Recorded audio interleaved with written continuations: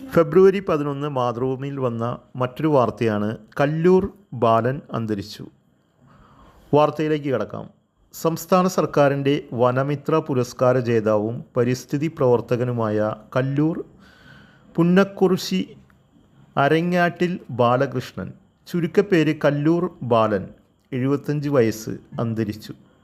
പാലക്കാടിൻ്റെ മണ്ണിനെയും പരിസ്ഥിതിയെയും തൊട്ടറിയാനും സംരക്ഷിക്കാനും ജീവിതം ഉഴിഞ്ഞുവെച്ചയാളാണ്.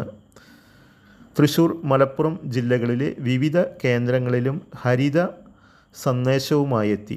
ജൈവ വൈവിധ്യ ബോർഡിൻ്റെ പരിസ്ഥിതി പുരസ്കാരം, PV Thampi endowment award, JG Peter foundation പുരസ്കാരം തുടങ്ങിയവ നേടിയിട്ടുണ്ട്.